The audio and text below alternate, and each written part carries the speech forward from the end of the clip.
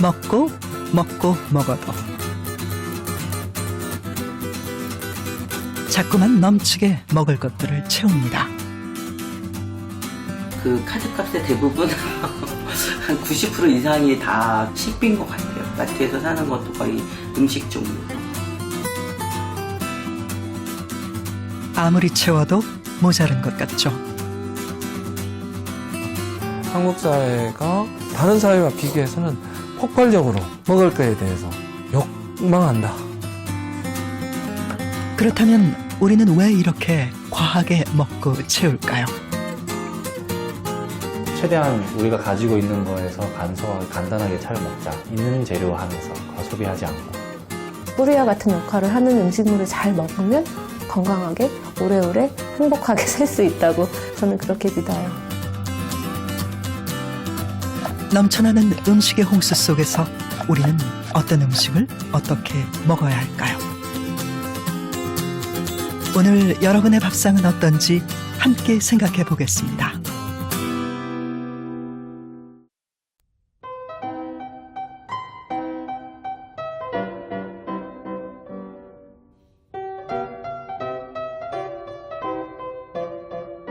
음식은 크게 두 가지 의미를 가지는데요.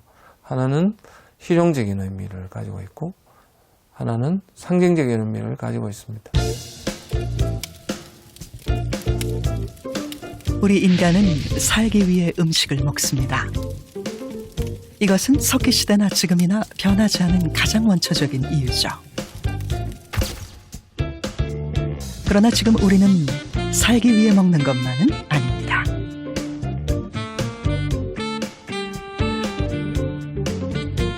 내가 먹는 음식은 나의 국적, 나의 사회적인 위치, 심지어 현재의 심리 상태까지 보여줍니다. 그래서 우리는 의식하지 않더라도 음식이 담고 있는 이런 상징적인 의미에 관심을 둘 수밖에 없습니다. 그렇다면 여러분은 어떤 음식을 어떻게 드시고 계시나요?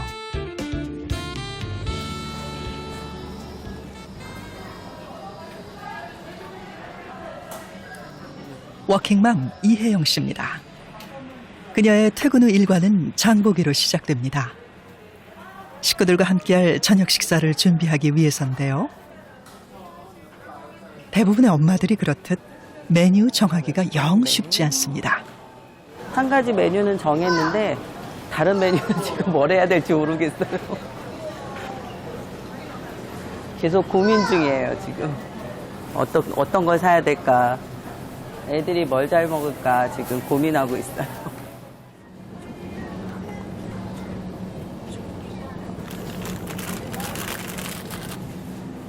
고민 끝에 선택하는 음식들은 대부분 조리 방법이 간단하고 준비하는 시간도 짧은 인스턴트 식품들입니다.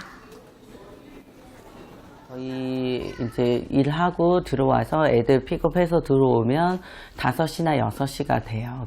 텔레비전 보고 저녁 먹고 그러고 나면 저녁 이제 치워야 되잖아요. 또 치우고 하면은 거의 시간이 9시예요.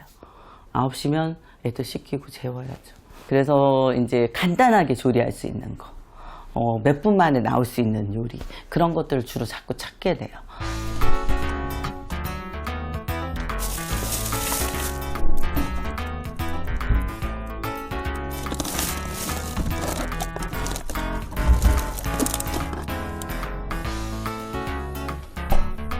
항상 시간에 쫓기는 워킹맘이다 보니 저녁 준비하는 데 드는 시간이 여간 부담스러운 것이 아닙니다. 뭐 만들어 엄마?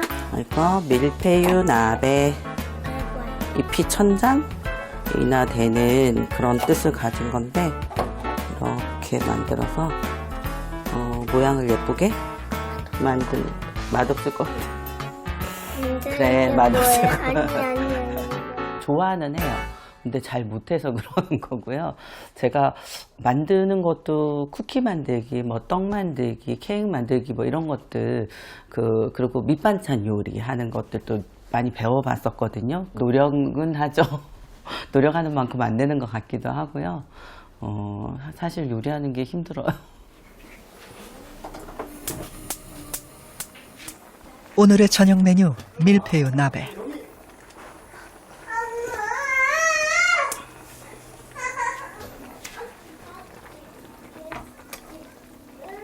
맛이 생각했던 것과는 조금 다른가 봅니다. 그래서 자꾸만 뭔가를 더 넣게 되죠.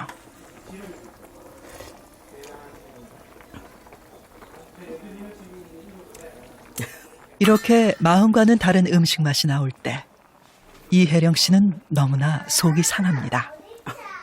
그래도 가족이 다 모여 앉아서 얼굴을 맞대고 밥 먹을 수 있는 시간이 딱 저녁 시간이거든요. 그래서 좀 노력을 하려고는 하는데 나는 왜 부엌에서 몇 시간 동안이나 서서 이런 음식을 만들었을까? 안 먹는 걸 왜 만들었을까? 막 이런 자책감도 들고요.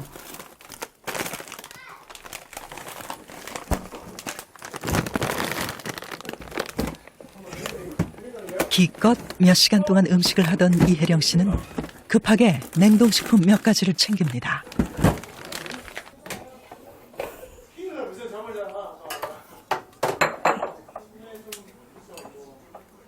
아무래도 오늘 저녁 밥상에 추가되는 메뉴인 것 같죠? 연준이 밥 먹을 거야? 응? 이제 먹겠지. 오이 먹을 거야? 파프리카 하나만 먹어봐. 응, 아직 그렇지, 엄마의 마음을 이해하기에는 어린 아이들. 이렇게 오케이. 엄마의 음식을 거부하는 아이 때문에 어쩔 수 없이 인스턴트 음식을 꺼내지만 이럴 때마다 속상함보다는 미안함이 먼저인 엄마 이혜령 씨입니다. 한 입만 먹어줘. 응? 떨어진 것만 먹어줘.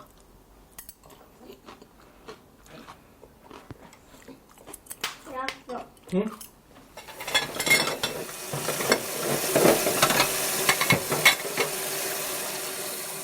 저녁 8시가 돼서야 식사가 끝이 났습니다. 누구나 하루에 3번씩 먹는 밥이라고 하지만 이혜령 씨에게는 한 끼 한 끼가 버겁습니다. 게다가 낮 동안 하지 못한 집안일에다 아이들을 챙기다 보면 어느새 하루가 훌쩍 지나가 버립니다. 아이들하고 지낼 시간이 정말 몇 시간이 안 돼요. 근데 그 시간 동안 저녁을 한 2시간 차리면 정말 아이들하고 얼굴 보고 밥 먹는 시간, 그 시간 말고는 함께 있을 시간이 거의 없어요. 그 요리에 바치는 들어가는 시간이 너무 길다는 거지, 아이들을 위해서, 남편을 위해서 요리하는 거는 할 수 있죠. 근데 그 시간이 너무 길어서 제가 못해서 그럴 수도 있고요. 긴 시간 동안 그런 것들이 효율적이지 못한 것 같아요. 우리 인류는 먹기 위해 살아왔다고 해도 과언이 아닙니다. 생존과 직결되기 때문이죠. 그래서 인류 역사를 거슬러 올라가 보면 우리 조상들은 하루 중 대부분의 시간을 먹기 위해 사용했습니다. 사냥과 수렵, 채집 등을 통해 식자재를 구했고 그렇게 얻은 것들을 조리하거나 보관하는 데 많은 시간을 썼죠.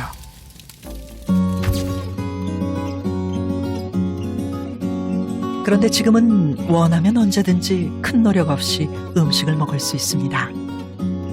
그러면서 음식을 먹는 의미도 달라졌죠. 바로 먹으면서 느끼는 행복입니다.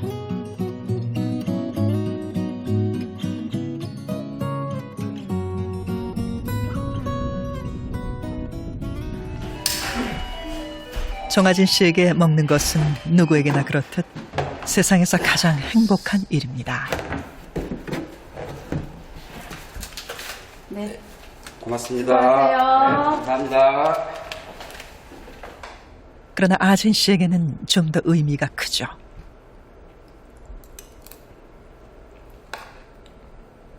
그래서 다른 사람들이 보면 과하다 싶을 정도의 양이지만 그 양이 많으면 많을수록 아진 씨는 더 오래도록 행복할 수 있다고 생각합니다. 배고플 때는 좀 양이 안 차거든요. 좀 남들보다 밥을 빨리 먹는 편이에요. 그래서 포만감을 느끼는 게 좀 늦어요. 그래서 항상 보면은 밥을 그렇게 먹고는 또 이렇게 눈이 돌아가는 거예요. 뭘 또 먹을까?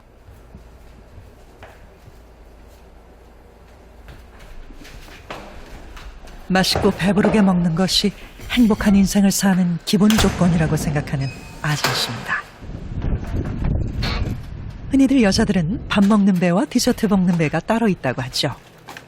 그래서 아진 씨도 마트에서 이것저것을 담습니다.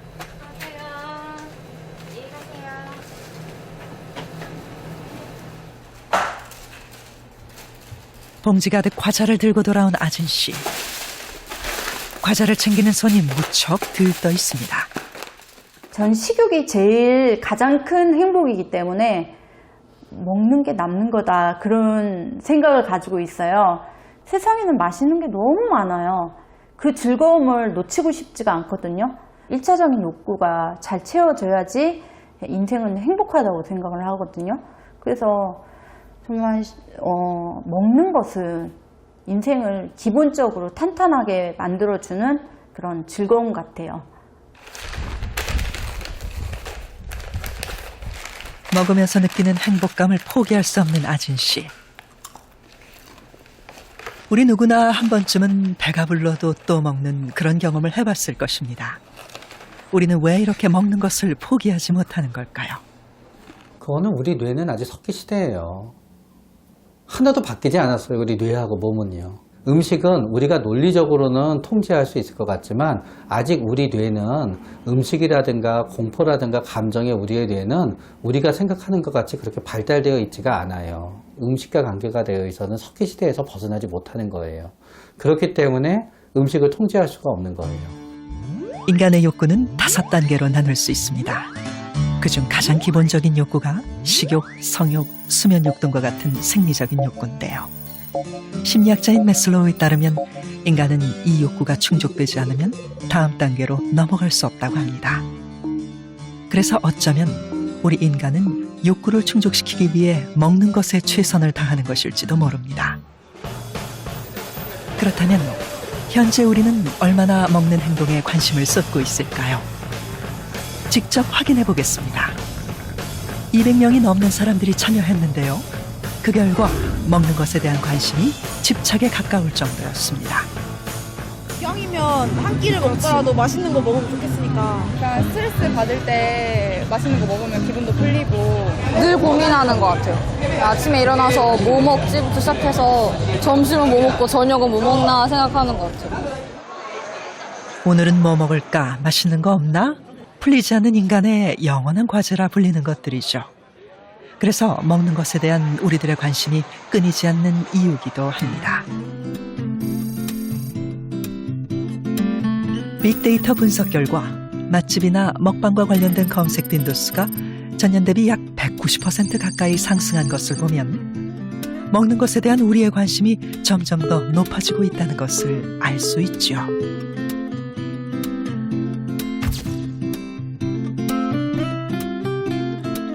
그러다 보니 맛집 탐방 프로그램과 먹는 방송, 요리하는 방송 등이 다양한 시간대에 대거 편성되면서 우리는 원하건 원하지 않건 먹는 거에 이전보다 더 자주 노출될 수밖에 없습니다.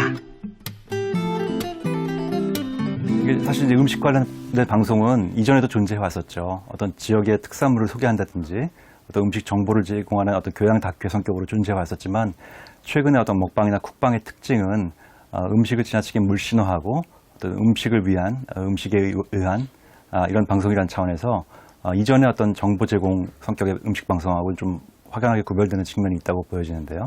그 음식 프로그램들이 대부분 식당을 소개하고 음식을 소개하고 요리법을 소개하고 이제 이런 데 치중이 되어 있습니다. 근데 거기서 이제 한 걸음 더 나아가서 좋은 맛이란 어떤 맛이다. 좋은 음식이란 어떤 음식이다. 이런 것에 대한 그 교육이나 주의 환기도 좀 필요한 것 같아요.